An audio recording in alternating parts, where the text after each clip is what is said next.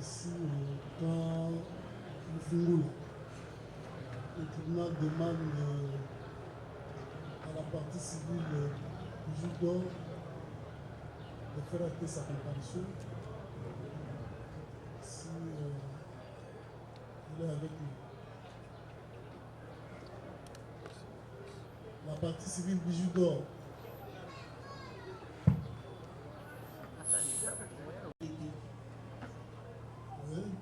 Comparaison conjointe avec Maître Aristarque Banganga, avocat au Mandao. Conjointement. Comparution conjointe avec Maître René Abaya, avocat au barreau de Maïnou. Comparution conjointe avec Maître Chichoura Bissimoa, avocat au barreau de Maïnou. Maître Seda Kukula, avocat au barreau de Kinshasa Gombe, assiste le prévenu Kingambo et Katompa, conjointement. Je vais remettre le VV là, Guy Gabriel, conjointement, Baron de Matota. Conjointement, Maître Alain Choukou, je suis avocat au barreau de Koulou.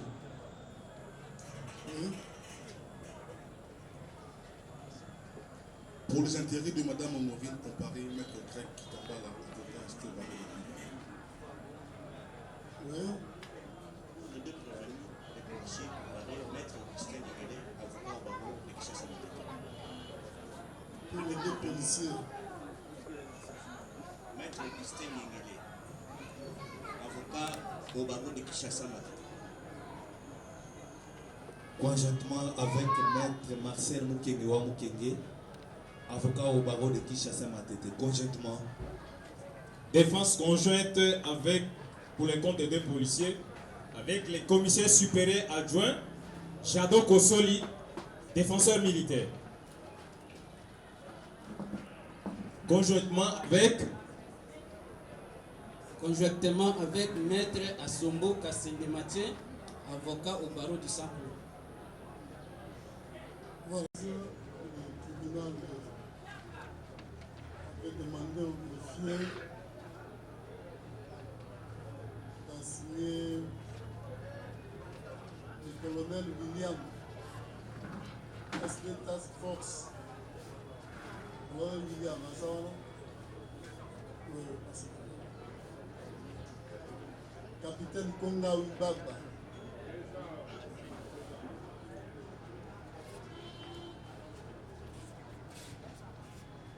AC Sangano,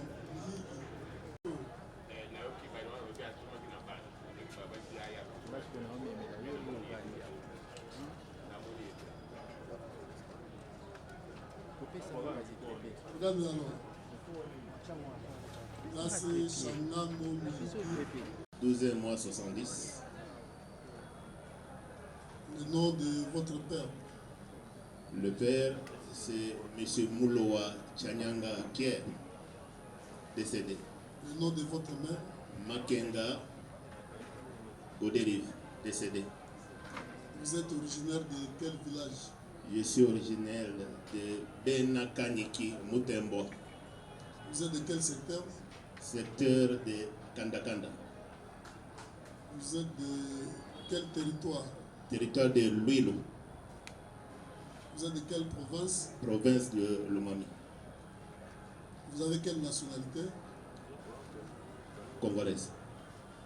Vous avez quel niveau d'études? J'ai une licence Licence à quelle option? en Sciences Po, De quelle université? Université de Kisangani. De quelle année? 96. Profession? Je suis chef TD Profession. militaire. Vous avez quel grade? Colonel. Votre unité? La task force Kinshasa.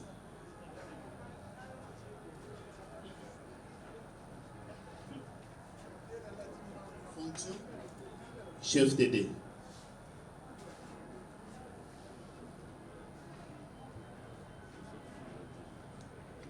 Votre numéro matricule? Pour ne pas dicter un numéro qui est à peu près, si vous le permettez, Monsieur le Président, je vais transmettre au greffier parce que ma carte d'identité militaire, je n'ai pas sur place. Votre CI, vous l'avez fait où? À Kisangani, En quelle année? 97. Votre état civil? Marien, Le nom de votre épouse? Olga Makanda. Vous avez combien d'enfants? 7. Vous êtes de quelle religion? Protestante. L'adresse, vous allez la communiquer auprès du greffier. C'est compris, Monsieur le Président. Passez le micro au capitaine.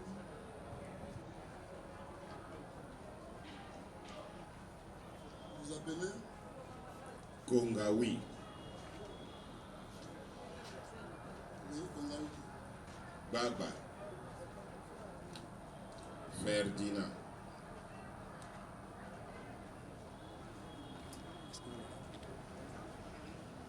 Vous êtes né où? À Gemina. La date? Le 9 janvier 61. Le nom de votre père? Kongawi, décédé. Votre mère? Ilamba, décédé. Vous êtes originaire de quel village? Bondaki. Secteur? Bouasse. Est-ce que Komaki sur le terrain? Effectivement. Nakomaki. Komaki va RD. Disons après 8 heures. Après 8 heures. Comment est-ce que dans la situation où vous s'est passé comment? Comme bureau de nyonso naza na ba source na ngande ya ibisenga ke mo colonel naza na bureau asenga mo colonel na victoire masasi ezobeta est-ce que vous avez informé na ebisi jusque là te na ebisi pusana oyebisanga likambo nini eza koleka koza quelques minutes après Voilà, bureau Zawapi. na base bon état-major ya task force eza na kati ya base logistique centrale. Ok. Et puis akoyebisa ngai mon colonel ça ne va pas masasi ezobeta awa na victoire eza lokola likambo moko ezali na Robank mais soki okomi ekozala bien po yo moko osanquérir na situation. C'est ce qui fait que, connaissant le terrain, je vais prendre une moto. Je ne peux pas être je prends une moto. C'est une moto En tenue civile, tenue militaire. en tenue civile. Seul ou bien aux agents, garde du corps ou bien dans Na une moto ngai moko, juste moto azai ko conduire. Oui. Oui, na komi na l'école Bayosenga Robank na komeli na sima. Il y a Robank. Effectivement, la commission sur le terrain, il y avait des tirs nourris d'une façon, on dirait, aux un champ de bataille. Alors, à Rassurenga, que les alliés na niveau ya Robank. Alors, on a causé mon panzi à Robank jusqu'à ce qu'on a accédé. Ce qui est là. Bazala venu mon panzi on a yamuké. À partir de Oyawana, je na remarqué que bato na biso ya patrouille. Bo bazaki pe na ya task force parce que bazala pe na patrouille na moi. Alors suite à cet événement, convergea qui une partie là-bas sur le commandement ya nani? Équipe ya patrouille na bino. Bon, et Salamaki le 16, dès qu'on a oublié la patrouille, ça change chaque fois. Il n'y a pas toujours.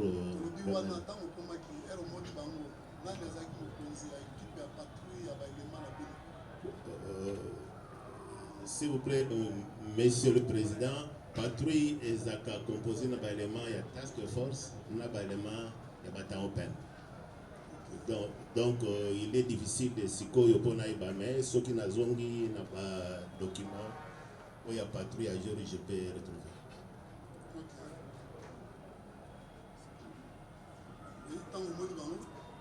Oui, et finalement, unité Bazaki Libanda Wana, et on a remarqué qu'aucune unité n'osait entrer. Bazaki osait entrer. Alors, quand nous sommes organisés pour entrer, parce que ce qui nous intéressait, ce sont les tirs. Les tirs à l'intérieur. Nous sommes organisés, on les a banal, Ngai na quelques éléments na biso. Il y a task force. Sans oui, bah, Ce sont basoda ya molongo, mais si ceux qui n'a fouillé, je vais retrouver. Ok, parce que ceux qui ont besoin de Congo, de s'organiser comme il y avait des tirs. Hypothèse oyo nango oyo pe ba information ba pesi biso, il y a braquage na kati ya banque, mais les tirs viennent de l'intérieur. C'est l'hypothèse oyo, hypothèse de travail. Bon, bien sûr, il y avait aussi des tirs à l'extérieur, mais ce qui nous intéressait plus, ce sont les tirs qui sont à l'intérieur. Alors quand on s'est organisé, les unités amis Bobazaki, Pembeni, quand ils nous ont vus en train de nous organiser, ils nous ont accompagnés pour pénétrer à l'intérieur.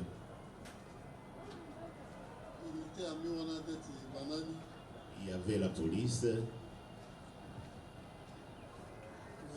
C'est principalement plusieurs composantes de la police d'ailleurs.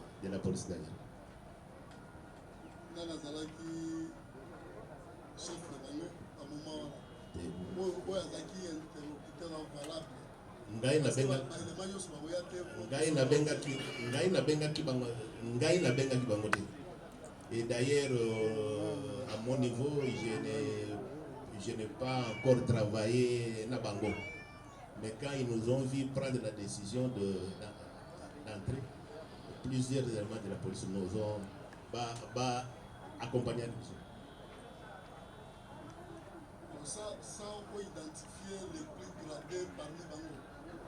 Où il y a beaucoup de interlocuteurs valables. Bango basengi biso te.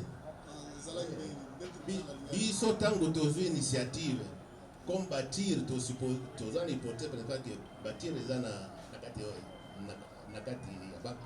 Alors nous sommes organisés pour rentrer. Et quand non par rapport à l'unité na yo, nani azaki les plus gradés et nani azaki initiative kokota ba élément yo et ezalaki na commandant mosusu ya unité na yo ensemble pour faire initiative. Monsieur le Président, ngai à travers ma fonction, j'essaie d'éclairage. Quand nos unités, mes unités, mon unité se présente à un endroit, je dois être en mesure de récolter les éléments essentiels d'information et transmettre. Parce que comme nous avons récolté, nous avons initiative, d'abord nous avons les plus gradés, nous avons initiative, mais pour maintenant nous suspect à unité na yo, nous avons na basoda na bino ko décision. Denge na yebisio ce qui n'a fouillé rôle je peux retrouver le rôle la patrouille à jour. Donc pour répondre là initiative de l'outil nanani la kokota. Ngai nde na lobi boy au lieu de biso nyonso totele malibanda. Moi je trouve pour bien renseigner ma hiérarchie entrons pour voir exactement qu'est-ce qui se passe.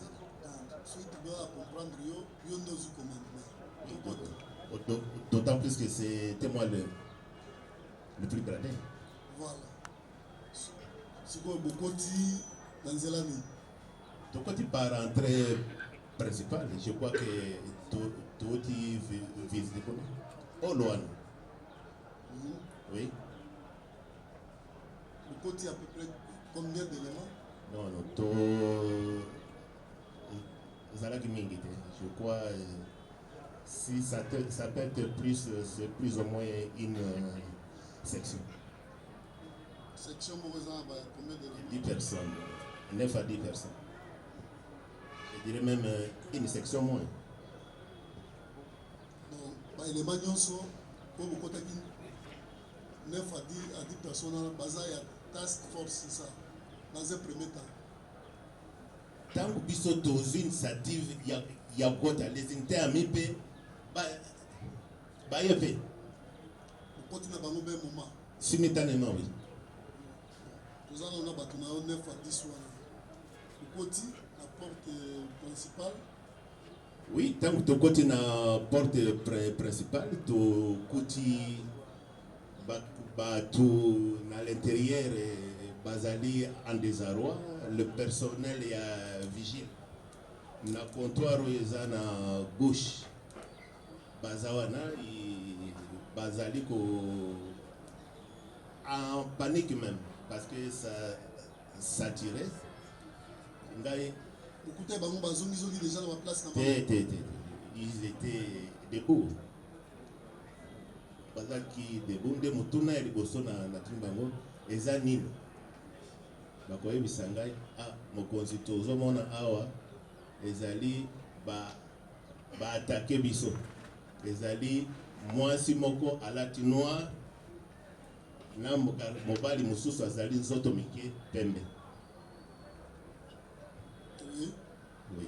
Quand on a eu ces premiers éléments-là, alors notre plus grand souci était d'abord de maîtriser le tir. Qui tirait? Tant que beaucoup de kati, batir les na kati, ou bien batir les libanda. Mais c'est parce qu'on a déjà na kati, batir libanda ko yoka wapi. Libanda ou bien na kati. L'essentiel des tirs est Zaki Libanda. Mais à un certain moment, nous avons entendu quelques coups na kati. Oui.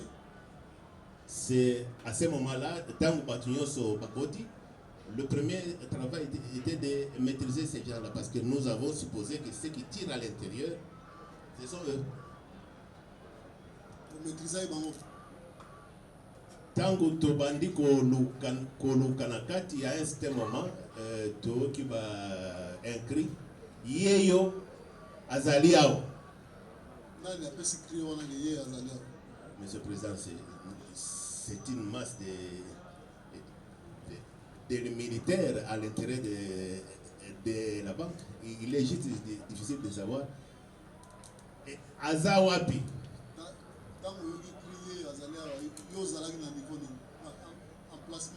Nazalaki na hall d'entrée, tobimi, tobandi kofouye. Nde tiane azaliao. Alors, nakopusana pour ne pas dire tokopusana, toki que moto a passé message à ça au côté à Bianderi wana. Alors, élément nyoso ba converger na kati. Parce qu'on supposait que Azana arme, dans l'état de faiblesse où il est, il peut faire nyoso ya lengo sala. De façon instantanée,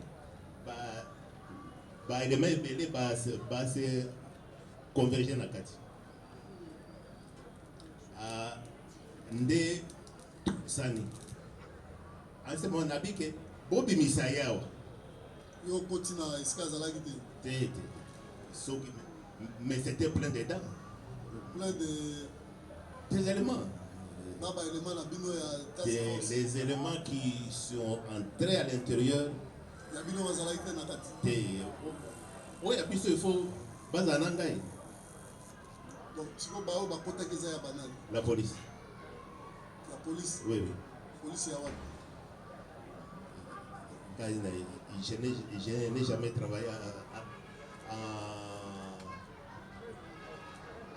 ensemble avec la police. Pour la police, moi, la police, que j'ai connu la police, c'est la tenue. La tenue.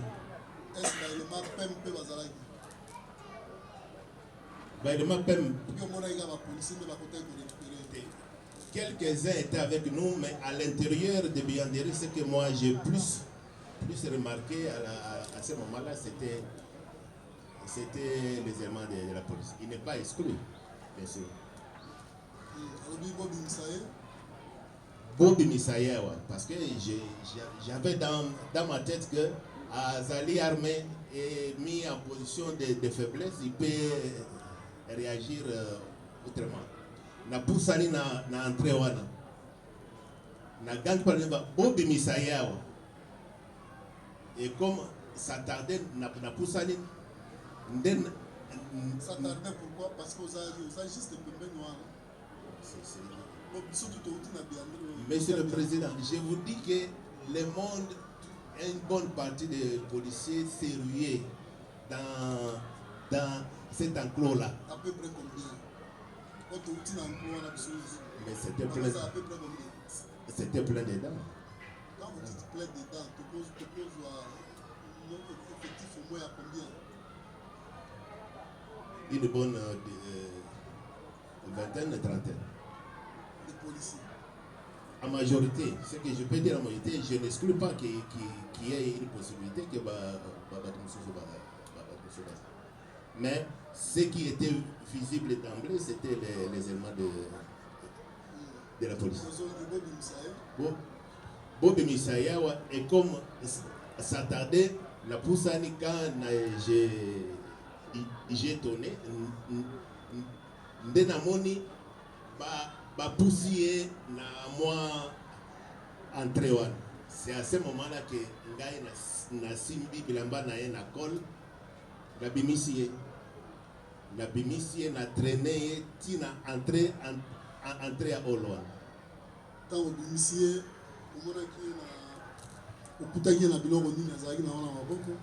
c'est que j'ai juste remarqué pistolet. On a eu un pistolet. Oui. C'est que j'ai remarqué sur les gens. Oui, bien sûr, c'est mon état-major qui a transmis ça au niveau de... Ça, je n'ai pas vu. Je n'ai pas vu. Notre problème essentiel, c'était maîtriser les tirs. Comme on a senti qu'une des cibles atteindre en haut, notre problème était là.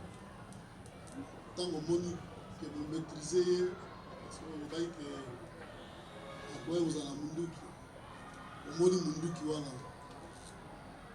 Est-ce que Munduki wana yango vous tirer bâtir oyozolo bango na kati? Négatif, c'était juste joué en plastique. Parce que en dehors na yo na kati besoin de souci. Quand on a tiré, tina entré à hall, la salle est premier fruit. À ce moment, directement, nos amis de la police, je dis la police parce que je les ai vus en tenue, bâtir, mais notre. Quand vous allez fuir, et là, à part pistolet et loco, vous sautez. Je n'avais pas remarqué. C'était la première fois.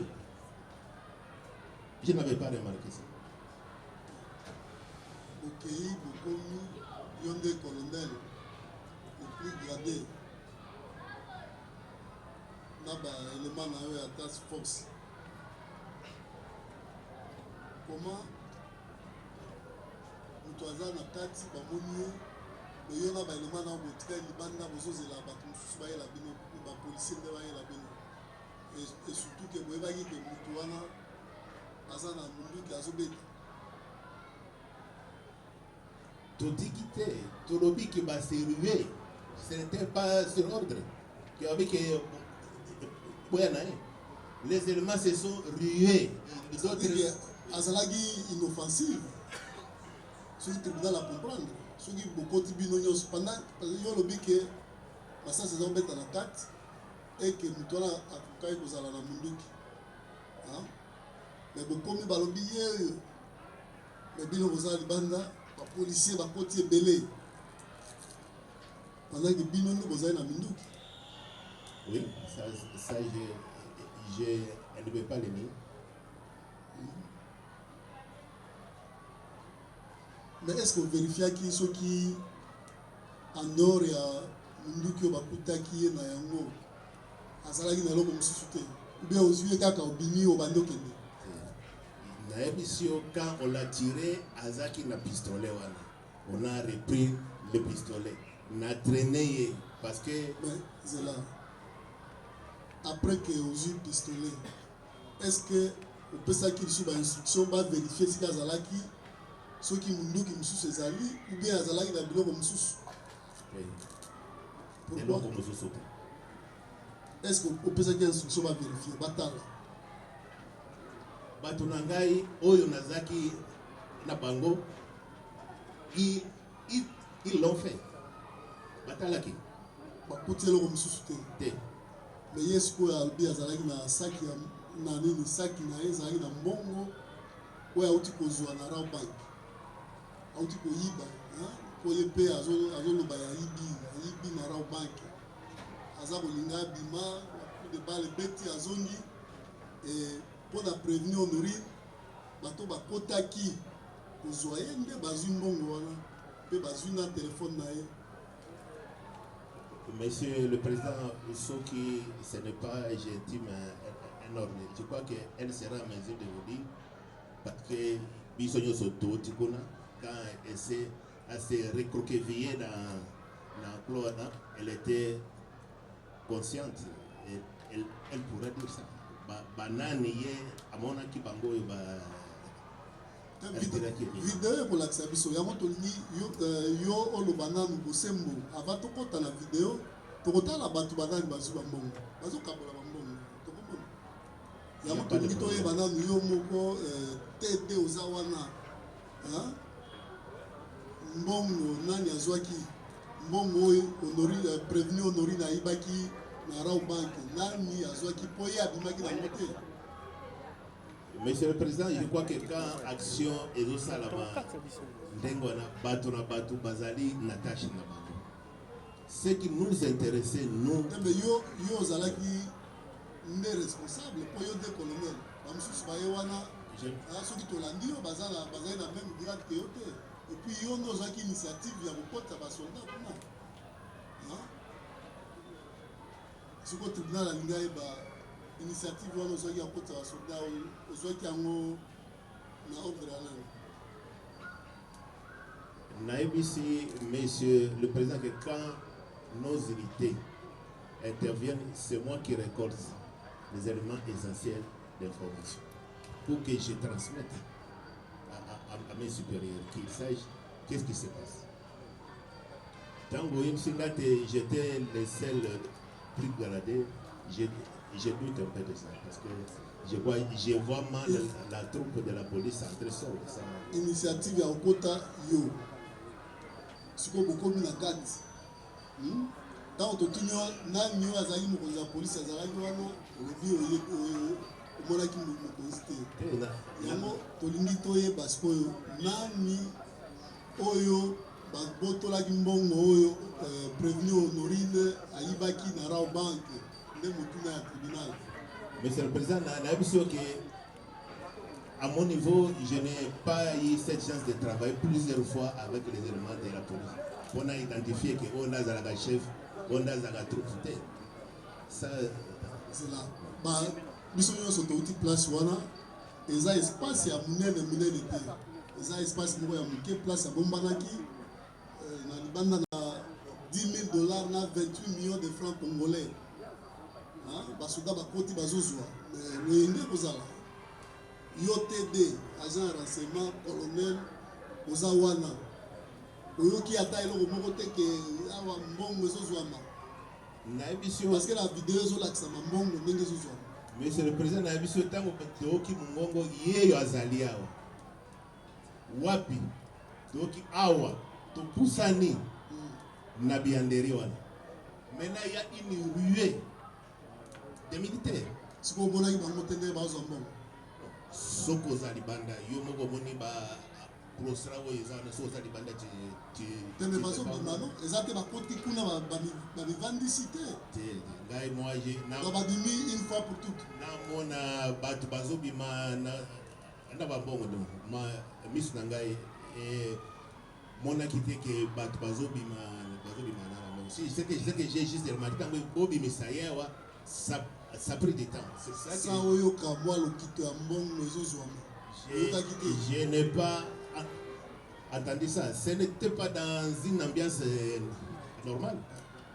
De toutes les façons, ça aussi. Tout le monde a la vidéo, mais tout le monde a prévenu Honorine à réagir. kuna place ça qui etikala vide. Jouer mundu ka jouer etikala kuna place ça qui ezalaki vide. Ngale ba obimisanga na zaki maboko pamba. Ça veut dire exact ndenga lobi azwaki mundu ki na maboko na nga. Non. Ko ezalaki so na maboko te. Jouer mundu ka jouer golim. Suko ça qui ezalaki. Etikala ki pe kuna place na batamaki. Est-ce que mon agui? Nous vous rappelez na été. Non, rappelez que c'est le moment. Déjà l'air na bimaki. Tango bibi na kati ya nini wana. Nane yambaki omutaliso. Bazalaki belé déjà d'abord avant babimsanga banyataki nga nzoto mobimba po baowelela bango tumbongo bango nyonso bazalaki wana babanda owelela mbongo bazoloba nini babande koganga ye moyibi après bazoganga bazowelela mbongo mutu nyonso azalaki wana azwaki mbongo azwaki parti pris na ye sikoyo soki bato ya kati bazwaki mbongo bato bazalaki na libanda place wana bakoyeba te ke bato na kati bazozwa mbongo. Bien sûr, parce que ezalaki makelele makasi likolo ya kowela mbongo. Oui. Oh, pesanga pe yo makelele ezalaki tende okai makelele wana te ya mbongo pesanga. Monsieur le Président, naisio clairement biso topusani nabimi bobimisa ye. Ça a pris un peu de temps pour dire que ça fâche. Et j'ai souligné, c'était dans quelle ambiance? Ça tirait et aussi la masse. Pour nous que et puis ça ngambongo ça. Ça je n'avoue pas. Nani azaki ko commander unité à la police. Monsieur le Président, on a reprendre la même chose. Je n'ai pas eu la chance de travailler avec nos amis de si on a la commandé unité à peine oyo monaki bezaine na kati ya esika mbongo ezomaki tangu na bimisi na traîner na or na sali premier fruit. J'ai fait le rapport à ma hiérarchie. J'ai dit que non, on a trouvé la dame qui a dévalisé. Ok, désiré là. C'est à ce moment-là que non, je suis là. Commandant bâton père à Zinazinga. Bon, tribunal attend à la Dakio, au lobby, tant que vous combattiez, après si nous renseignements qu'ils ont à moi, c'est beaucoup, dans mon bal, mon bois, les autres affirmatif. Tant que vous jouez ce coup, étant tête de est-ce que pour ça une banquette pour que vous retrouviez le bal, le bas qui a ajouté le absolument. Besoin qui est tant que la salle de première fille, nos amis de la police, dans la salle de première rapport, na bimiona na bandi komata parce que on a eu l'hypothèse donc on a rez-de-chaussée on est simple de dire c'est que Moutazali Azali l'écolo. C'est ce qui a fait que nous avons progressé. Est-ce que vous retrouvez avec Mouton? Négatif. C'est-à-dire que tant que Mati l'écolo, et puis on a autotionné, on vu mon côté. Simango na bengi hiérarchie pour tozana acronyme moko NVDA. C'est-à-dire que quand vous êtes en face d'un ennemi, il faut que ça nature, volume, dispositif, attitude. Ce que nous semblons avoir comme première conclusion, à part Motomoko, on a tout Zomana Moto. Monsieur sauté. Talent la sima yo. Moi ba tumso ma boum vimba bazawana. La sima ba vigile wana na ba policier wana. Bokola ibango te ke bazalaki na yo. Et si on a retrouvé qui et si on a retrouvé qui parmi ba miyibi wana o. Bokola ki bato bakangami na ye ba policier libale na ba vigile libale. Identification faciale, je ne peux pas le faire, mais Batou y a tenu parce qu'ils étaient paniqués au même titre que le personnel à certains clients. D'ailleurs, c'est en train d'habiller et permettre que l'évacuation là-bas. Parce que vous avez un terrain, vous avez une date. Ceux qui ne l'ont pas lobby que prévenir Norine, Aïbaki n'a pas policier, et le moment où on a policier n'a pas vigile pour une réaction que vous avez. N'a pas vigile, parce que je n'ai pas vu cette tenue parmi les bateaux, Syria qui n'a pas. Les policiers, il y a une reconnaissance faciale de vous avez passé, mais à l'uniforme.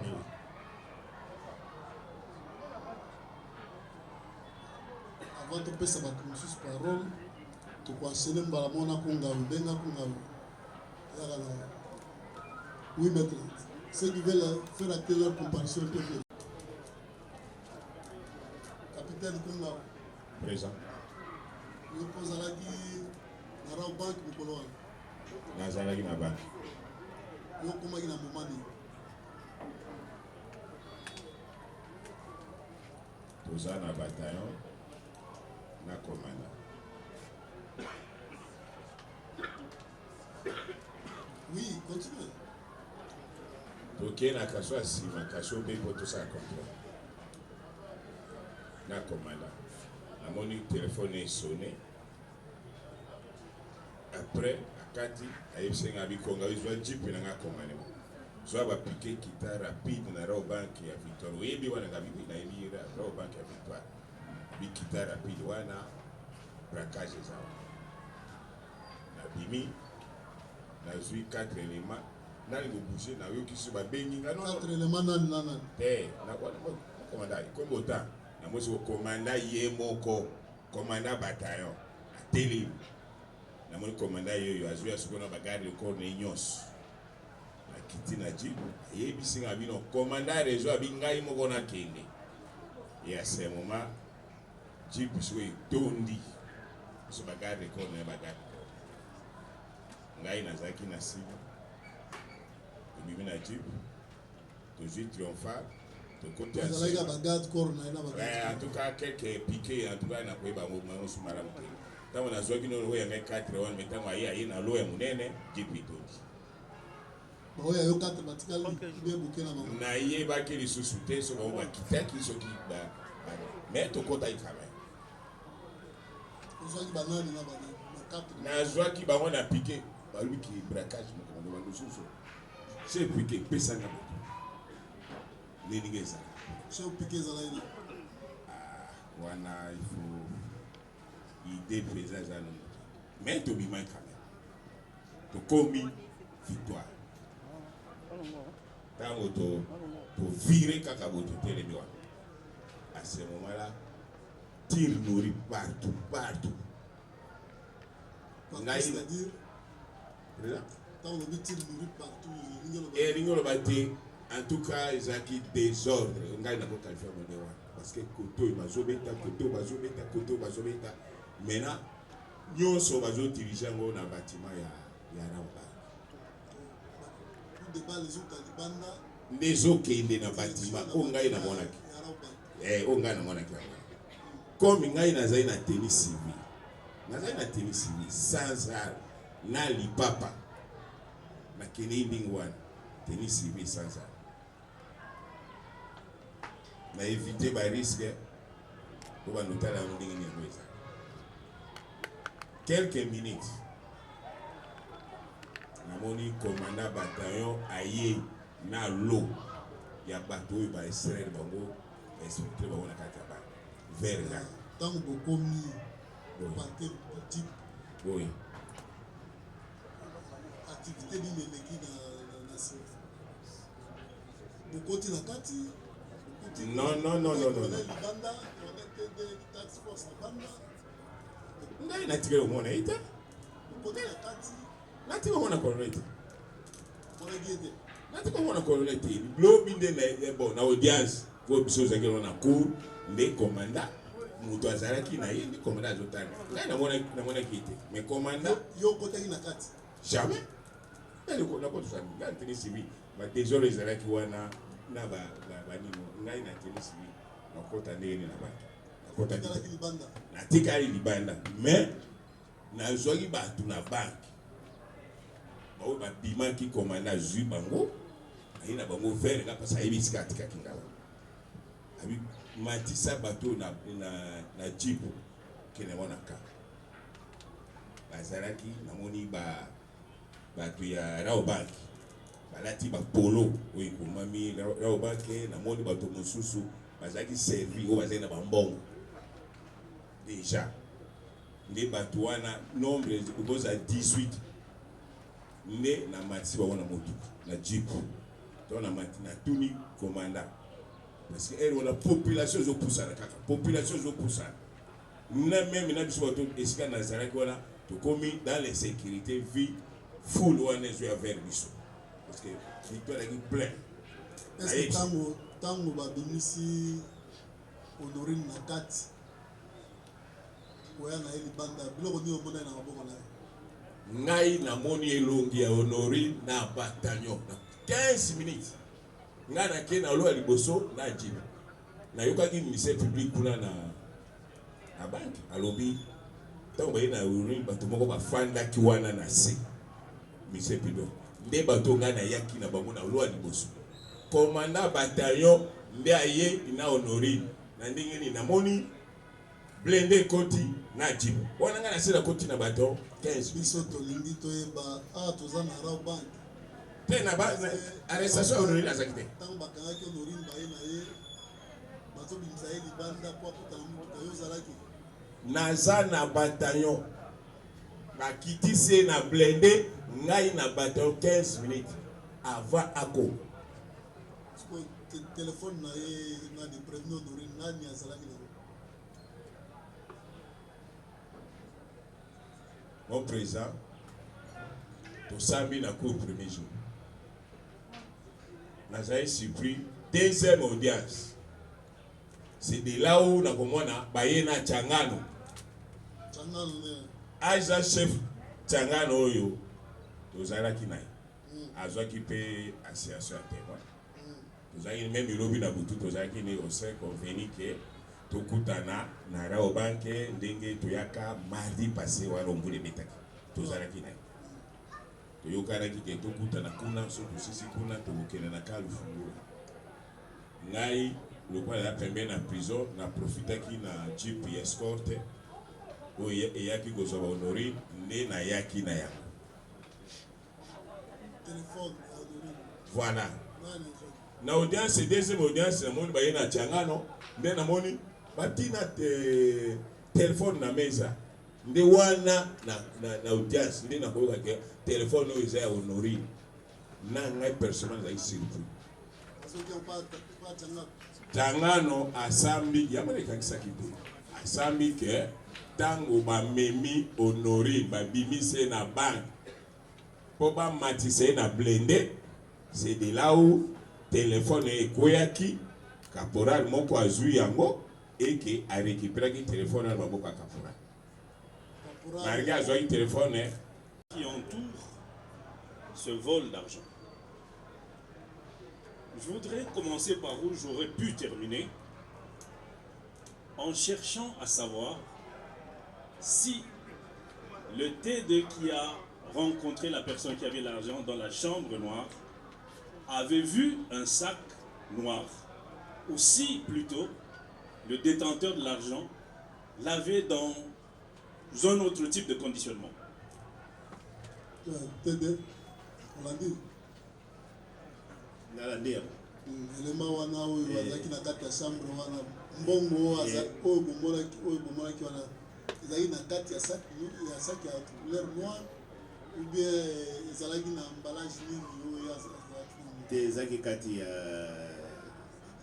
sac te ezalaki wapi c'était si je peux dire sans les emballages ezalaki quantité nini pour montant toyebi te mais tokolakisa ta quantité c'était comment nayebi te au risque de ne pas vous donner est-ce que omonaki mbongo wana tomonaki te si omonaki oui combien de bottes à peu près Oyo namonaki c'était dans des liasses. Combien de liasses?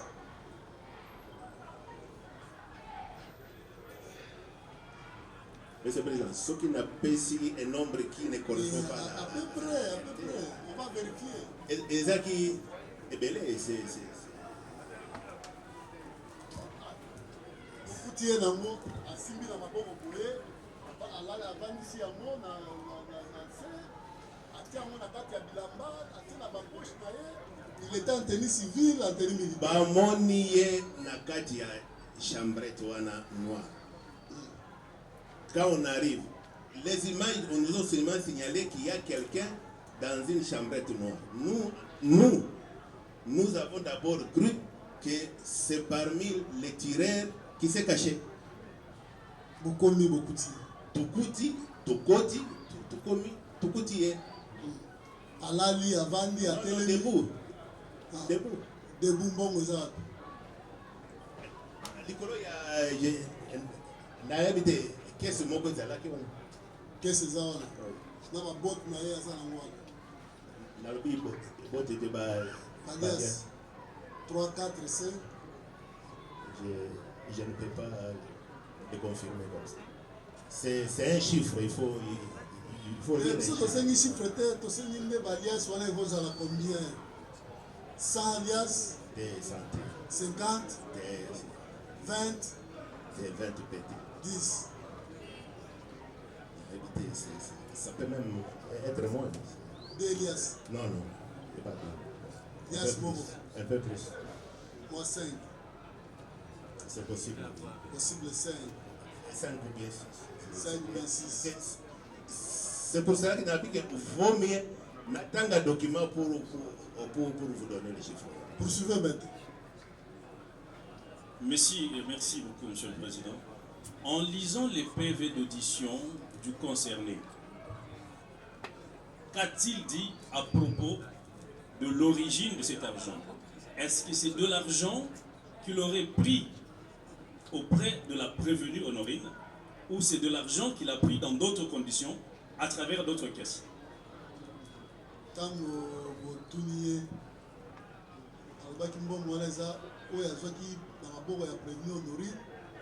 ou bien à Zukara na banque. Donc,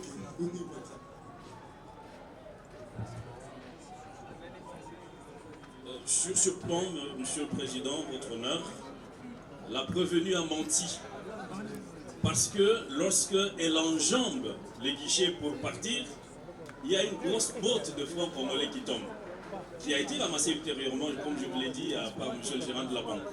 Elle a regardé la botte.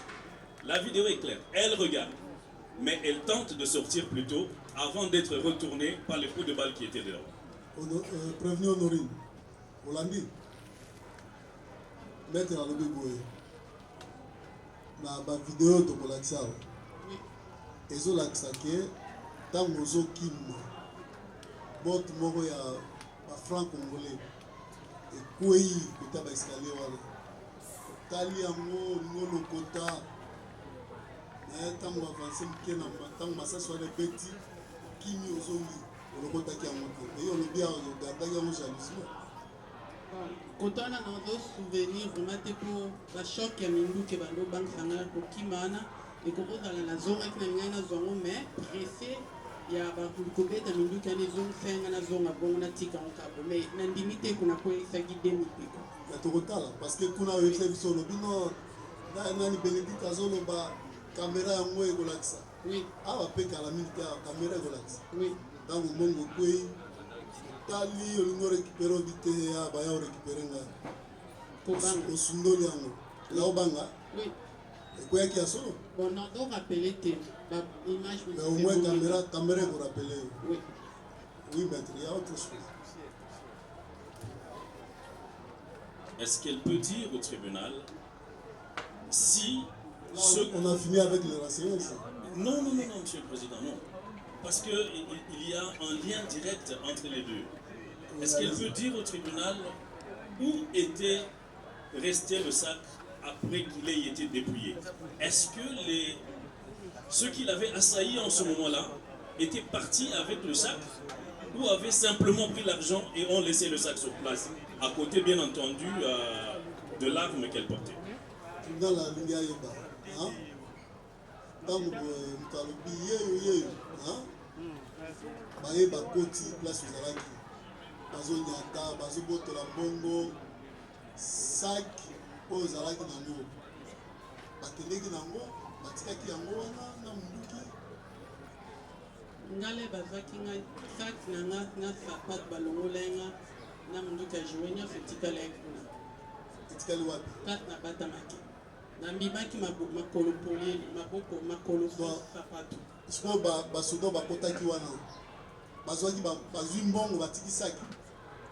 Bon, là ube bazwi na saki na ba. Na monete motazwaki. Mwana na monete mais na monete saki komaki vide. Siko tango longwe po bima. Est-ce que saki etikalaki place ozalaki na Munduki ube babimisaki yo nzela moko na saki na Munduki sans mbongo? L'air mbongo esili bazwi ngai saki etikala na seboy. Après là boy bakenda zonga na monete. On comprend ndeni ke mbongo esila ila kati. Bona nazana nwana po bawelela na mbongo baba zonga. Bomoli penza ba vide mbongo nyoso. Oui, baganga payer yo moi ça zana saki mbongo. Tetotuni. Est-ce que mona ke ba vide mbongo nyoso? Oui. Oyebi ndeni ke ba vide. Wana nazana wana ava baba ndo. Uchaki maboko potala suba tikeli ondamu. Saki zaki ofunga mais kanga même pas. Ezaki ofunga. Oui. Otali na kati bia mbongo sili. Esila kizaki ka pembeni place bazo tuta nga ba onya tanga saki anda ka pembeni. Oui maître, poursuivez. Je vais revenir sur la prévenue plus tard, mais revenons un tout petit peu en arrière, Monsieur le Président, à l'arrivée du T2 sur le terrain. Je voudrais lui poser deux petites questions. Est-ce qu'il peut se rappeler comment il était habillé? Ça, c'est la première question.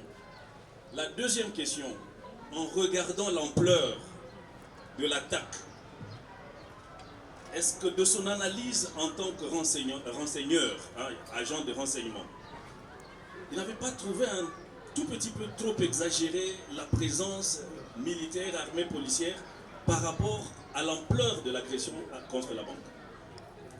Oui, TD. Monsieur le Président, ce qui est encore appelé la première question, pour deuxième question de Nazana. Maître, rappelez. Monsieur le Président de la partie civile, Raoban Kessa, voudrait savoir si le comparant peut se rappeler la manière avec laquelle il était habillé à son arrivée à la banque ce jour-là.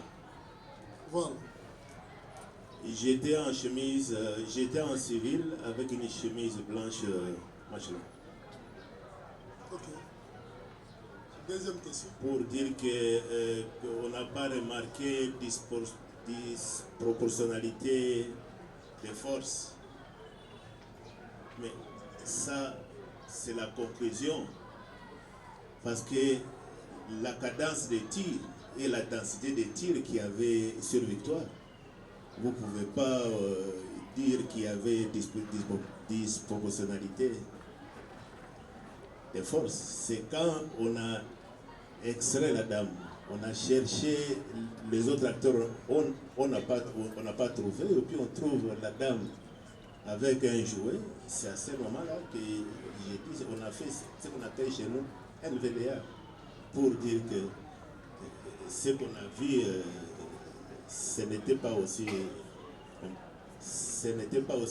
important. Mais à l'hypothèse au départ, c'est un champ de bataille en fait. Oui. Je crois que je vais terminer par une dernière question, tenant compte de la réponse qu'il a donnée sur son habillement. Il a dit qu'il a traîné la prévenue sur une certaine distance venant de sa cachette. Est-ce que la prévenue peut confirmer qu'une personne en chemise blanche l'avait traîné? Et par où l'avait-il pris? À partir de quel endroit exactement, tenant compte de son lieu de cachette et du lieu où se trouvait l'argent et l'arme? On l'a dit, tribunal à Lingaïba, place où yo kende kubomba na mbongo na munduki na yo. Tango ba bimisio. Est-ce que omonaki mutu moko alataki chemise ya couleur ya pembe azalaki kobenda yo soki omonaki ye place omonaki ye na esika saki ezalaki na mbongo ekozala na distance nazorapele te namona ete omonaki mutu moko ya chemise ya pembe deja na miniti ntango bazobendanga babetenga deja na kati nakoma ye na badouleur suite obimi na place obombanaki wana ntango biso mwa libanda wana nazalaki mingi soki nazorefléchi bien mutu nanga natiaki na se mpona oprotege elongi ozali orefléchir natiaki mutu na se mpona oprotege elongi obi ozali orefléchir tribunal nayebi ozali orefléchir nini koprotege elongi orefléchir koma koprotege elongi po babongisanga mingi te nde ozali orefléchir te natiaki mutu na se mpona koprotege elongi koprotege elongi ezongisana no telefone nani micro pas atteindre oui. Monsieur le Président, je voudrais juste vous peut-être vous aider. Quand nous venons de la descente sur terrain, j'ai gesticulé à un certain moment. Quand la prévenue a dit, elle était presque tango à lobby qui a perdu connaissance. Bon, yango place walande na je na se rassurer ce qu'il y a pas qui ba longola ki wana mutu moko abendi à côté na début à hall à sali premier fouille. Ça c'était juste quand à l'obela qui non a perdu connaissance pour moi. Est-ce que mutu afuyaki yo tango longo place bombanaki aye na yo afuye ata la suko zaki na biloko nini à part munduki. Est-ce que vous avez un téléphone? bacontrôler ngai kuna bafuyaki mpe na bapoche type bachauffette yango balongolenga sapato balongolenga sapato kuna place na batamaki bakutaki eloko nini na nzoto na eloko te à part portable ezalaki na nsima poche à part portable oui sikoyo moto alataki chemise ya pembe wana amonaki mpe portable yango nazorapele na moto yango te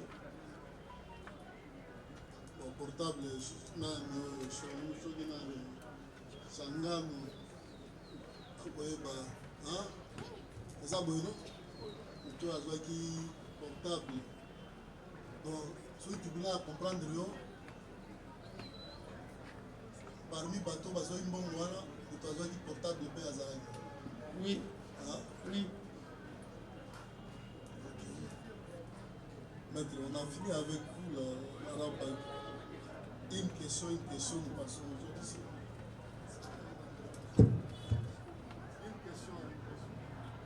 Merci beaucoup, Monsieur le Président. On la vidéo à visualiser avant de partir ici. Je voudrais poser la question aux renseignants. Faire poser la question, ce sont des questions du tribunal. Oui, allez-y. Si les renseignants peuvent vous confirmer qu'à ces jours, après avoir assisté à ces opérations, quel est le rapport qu'il a dressé à son hiérarchie?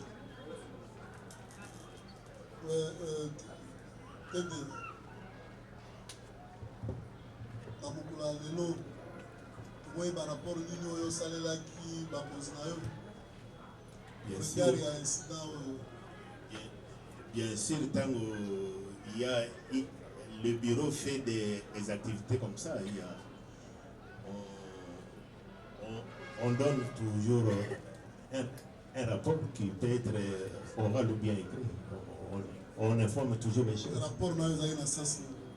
Non, pour dire qu'au 16, il y a eu ça, il y a eu ça, il y a eu ça. Est-ce que le bagi peut que nos soldats task force a eu un bon? Non, n'a le bâté a eu un bon. Monsieur le Président. Alors, bon. Un militaire a été trouvé dans la banque. Avec l'argent? Oui. Combien? Il faut se faire on va pas trouver avec l'argent dans la banque. On a dit aux obois, on va monter. On va banque à son bagage, on va monter belé. Bozo li molo bate. Mais les images sont là, si réellement. Combien botte lias combien ils ont banaté. Mais et ça les gambois secrétaires toute la banque est ce qui est ça secrétaire mais il faut le bas c'est ça public. Oui, bina le pas bagage mongo oyo bakutaki mpa soldat wana eza autant mais yo ozobomba apparemment bozwaki ya mwa ebele ministère public faut ata likambo malamu. Monsieur le Président, je ne pense pas que pour faire mon travail, on doit toucher au bien qui ne vous appartient pas. Mais c'était combien l'argent là? Quel est ce montant-là qu'on ne sait pas dévoiler, mon colonel? Sur les aguilles, 20 000 francs, 10 000 francs. Mais chef TD a battu montant ou bakouti. Et puis, il y a mon zalagi. Lias a battu montant ou habité. Si vous rapport à mon salaire, chef, à Zumbo, combien? Quand on a trouvé de l'argent, c'est fini. Attends, chef, on a tout dans l'autre. Mais chef TD, l'argent, on va combien? Les PV là. Non, on a chef la PV. Nous avons dit que le tribunal a PV pendant que yo chef TD pour renseigner le tribunal. Donc, il y a un mystère moi caché derrière ma maman. Donc, Raobank a raison le baquet. Négatif. 4 ans, ils ont vidé par Bino militaire. Négatif. Alors, quand cet argent a été trouvé, tous nos amis étaient là. C'était combien?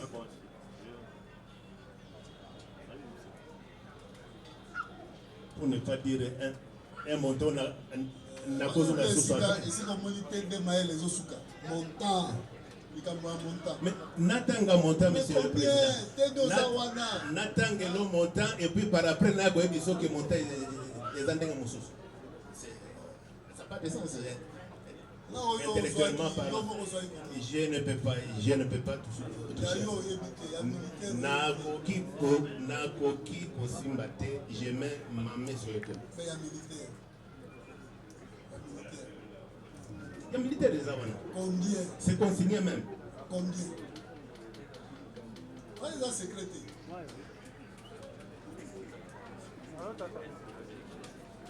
Greffe, comment là, qui était vraiment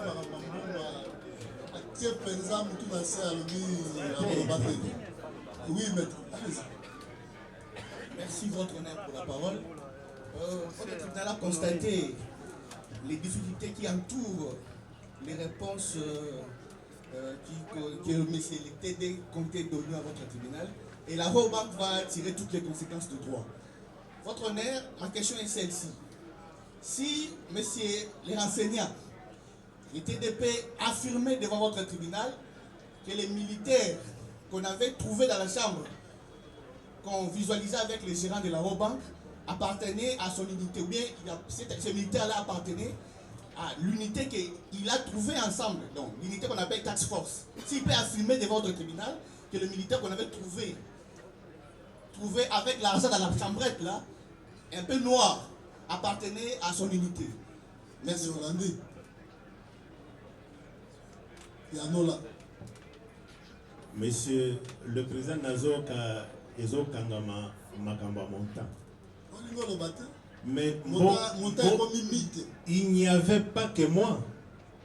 Quand ce militaire a été appréhendé, nous étions avec les services amis pour la colobaki secret exact. Mais peut-être montant. Et là qu'on a hésité que n'a pas sa montant on a qui revenir après. C'est ça. Ceux qui ont fait ça estimé là, nous estimé à peu près combien?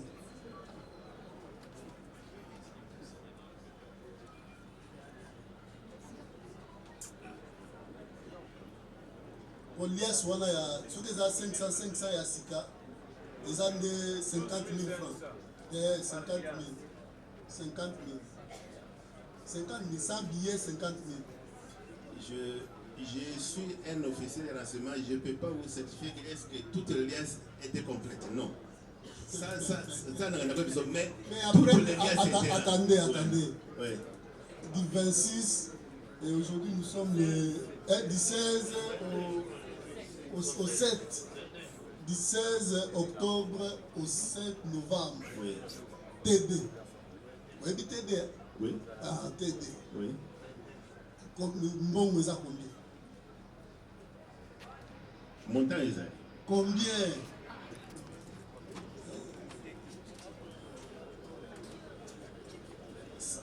C'était ce qui va jouer Balia, c'est à 500. Estimé, t'étais. Sur les amis, t'étais. Ça peut aller au-delà de. Donc, plus ou moins 500 000. 500 000. Oui. Des bons aux secondes de la tribunal, 500 000. Il y a un lobby. Caporal, le couteau à l'équipe, le salaire, n'a pas aux autres, il n'y a pas ça. Il faut n'a pas son montant. Pour 500 000, il faut bitumba. Là, lobby. Ma question est belle. C'était mon estimation. Bon, c'est là, c'est fini, non, avec. C'était celle de. Est-ce que le militaire wana ou bakuta qui na chambre ou bakuta qui na chambre wana aza unité na bino? Parce qu'on l'a trouvé en uniforme. Aza ya unité na bino? Affirmatif. Oui. Mais, maître, vous avez la parole.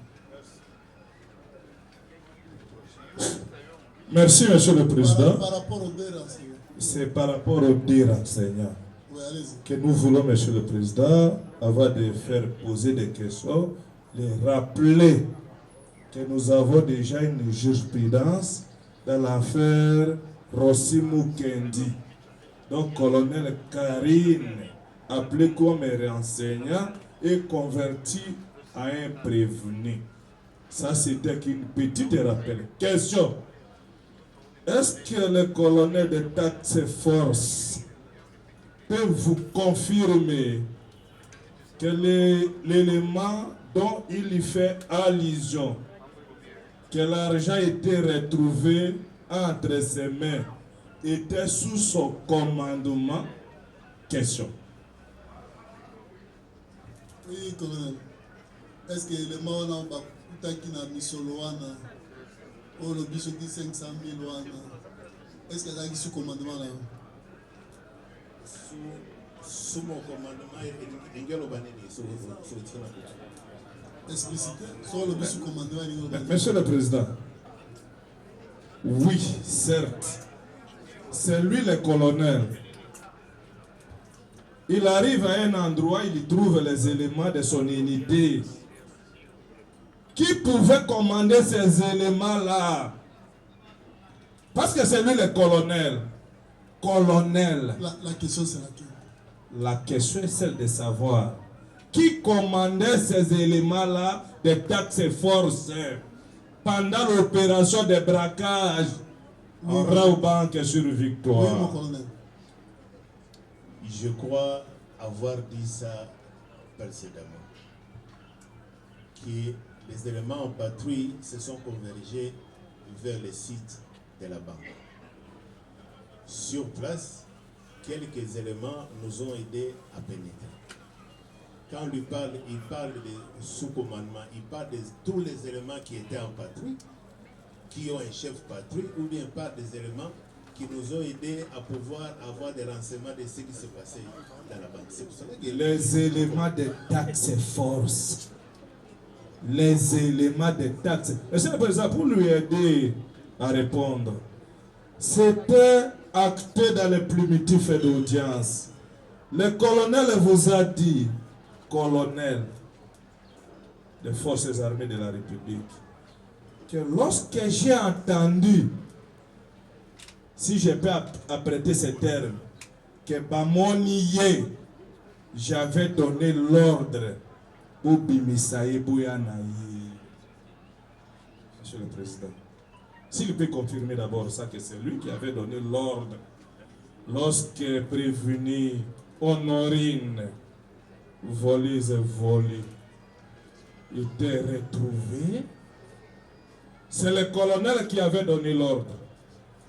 C'est ça le terme, Monsieur le Président. Mais c'était à Lingala, ça n'était pas français.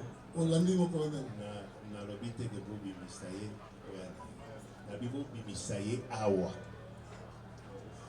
C'est-à-dire que j'étais sur le lieu, c'est comme si j'ai Nazaki à certaines distances. Donc, on peut savoir qu'il y a une instruction, c'est ça? Oui. À qui il donnait ces ordres-là? Aux policiers soit. Il y avait il y avait plein de gens dans cette surface. Je leur ai dit, il y avait plein de gens dans cette surface. Ça faisait partie des éléments que nous cherchions. Oh ben ici, Azali Awa. Mais à tout élément qui est là. Parce que la bigue, Monsieur répondre, mon colonel. Il y a une autre question.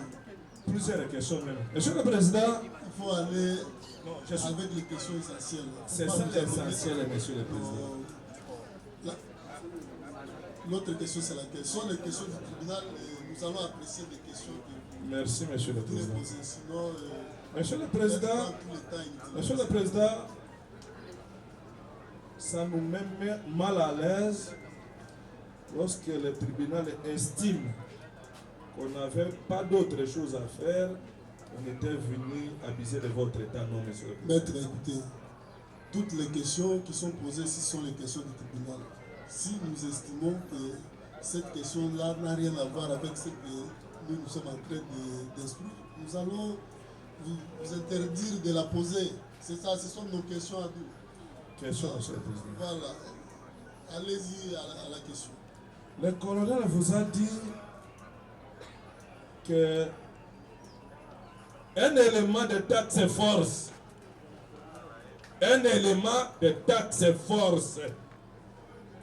a été retrouvé avec les billets de la banque ou bien des banques. Interpellé, auditionné, arrêté jusqu'à ce jour.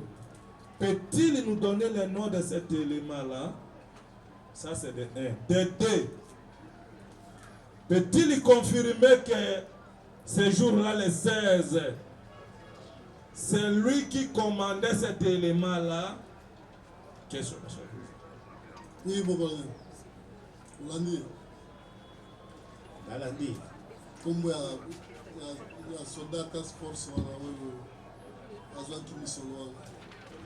puis est-ce que Yende Azaki Yondo Zaki commandé Amkolwana?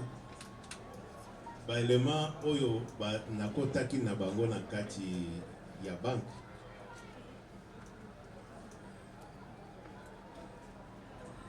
Je ne peux pas affirmer ça. Parce que ba élément oyo bakotaki na kati ya banque sont là. Tangu nga na tunake yo okomi awa ndenge nini? O nakotaki na moni mbongo okoyi. Mais zela no bokoni tibana ngai akomaki na victoire et puis na banque de Niazaki parmi équipe ya patrouille ou bien élément contrôlé. C'est toute la question. Mais yo tende okangi déjà au tema boko pesa biso situation na ya mkolwana. Jusqu'à preuve du contraire, à moins qu'il y ait une hypothèse, bon, c'est qu'on pourra vérifier avec le temps. Je crois que c'est un élément qui était resté à l'extérieur, si je ne m'abuse pas. À l'extérieur, comment? Il est venu avec l'équipe de la patrouille ou il est venu de l'état-major, task force, s'est retrouvé là-bas, seul?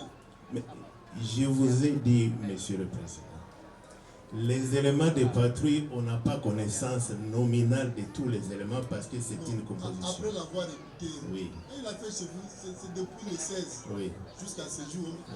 On vous a interpellé quel jour? C'est depuis hier. C'est hier. Donc jusqu'au 5. Oui. Hein? Ou bien aussi ça va votre interpellation. Oui. Pour vérifier qu'il était ceux qui soldats on a combattu tout le monde nini. Ça qui l'équipe la patrouille. Azalaki yeboba sotambola.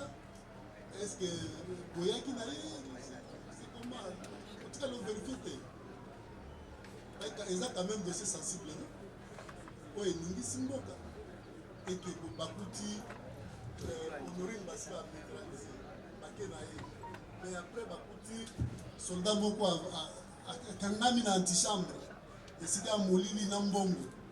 Mais peut-être qu'il y a Zalaki na honoré, peut-être opportunité, ouais, la situation na présence na la place où on a outé la kiwapi. Botuna guité. Yango, Tango Epsingai, Nabi, que je crois que c'est un élément qui était à l'extérieur.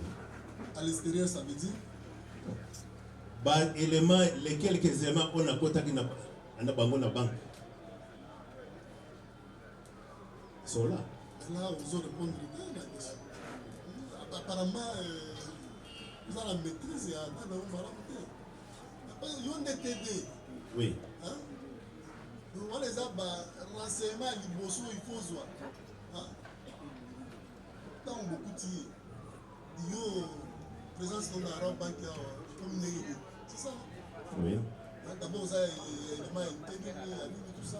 Combien d'années il y a soit avec une équipe à la patrouille, soit dans les camions des ordres à Poussani.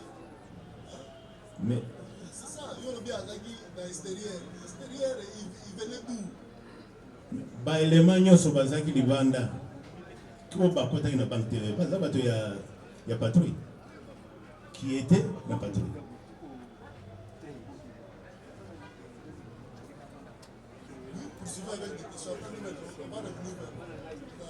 Monsieur le Président, est-ce que le colonel SD, sur ces TD de taxes force, peut vous confirmer que c'est lui qui avait ordonné l'arrestation de son élément ou l'élément de taxes fortes plutôt, qu'on avait retrouvé avec l'argent lors de son arrestation? Et c'était où? Si c'est lui, à quel moment c'était où?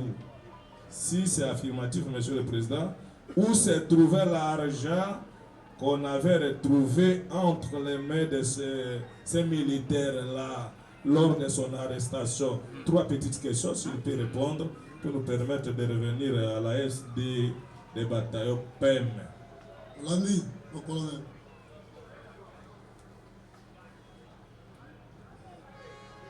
Je m'excuse bien, Monsieur le Président. À Tuningai, ce qui a ordonné à arrestation.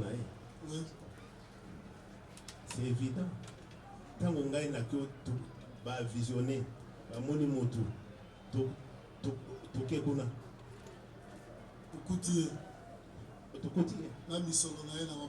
oui. Parce qu'on défend c'est ça. Et c'était un moment où il y a bien. C'est ça.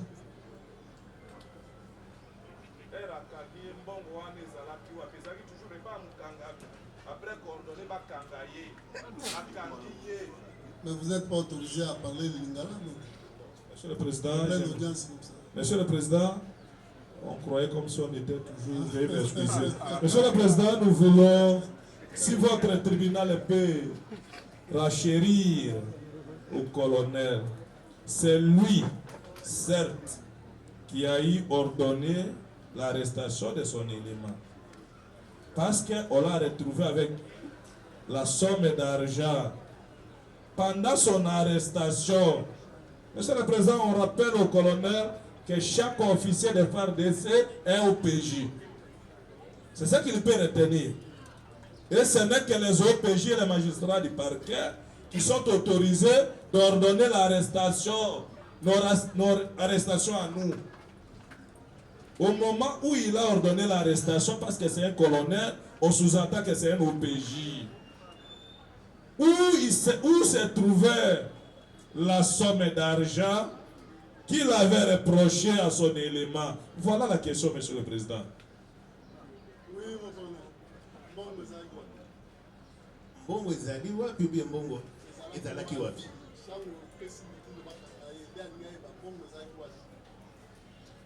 Naoki bien te seconde. Pour nalobi que soda bakuti dans une chambre noire sur un bureau métallique Mbongo ezalaki. Mais tango bakangi directement on les dépossède de nous. C'est normal. Est-ce que Bakou Kango n'a infraction, on vous laisse avec ça? Moi, il a répondu, maître. Il y a autre chose. Allez à l'essentiel. Monsieur le Président, le colonel qui vous a dit que c'était à peu près 500 000. L'incertitude est sur les montants. Il vient de vous confirmer que c'est lui qui a ordonné l'arrestation et c'est lui qui avait demandé que la dite somme soit dépossédée, si je peux emprunter ses propres vocabulaires, dépossédée du militaire pour être possédé à celui qui a ordonné que la dite somme soit dépossédée, Monsieur le Président.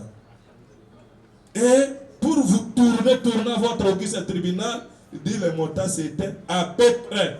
Donc depuis qu'il avait ordonné l'arrestation, que la somme soit dépossédée, il n'a pas vérifié le montant, Monsieur le Président. Monsieur le Président, on va tirer conséquences des droits. Si vous pouvez me permettre de poser à l'aise de Bataopem 3 questions sur les 50 qui étaient prévues pour ne pas abuser de votre temps, Monsieur le Président. Allez à l'essentiel, maître. Surtout des questions qui intéressent vos clients. Apparemment, vous avez des questions qui n'ont rien à voir avec vos clients. Non, Monsieur le Président, parce que c'est l'SD Bataopem qui était arrivé le premier. A-t-il vu? Il vous a dit que je me suis décidé d'accéder à l'intérieur de la banque. Les gardes du corps du commandant Bataopem m'avaient dit non, mais vous restez ici. Le colonel, le commandant est là. Pendant tous ces jeux gymnastiques, a-t-il vu les 2 policiers considérés comme les innocents? Il s'agit, Monsieur le Président, du prévenu Kachama et Molo, Monsieur le Président. C'est par rapport à ça que j'ai voulu conclure.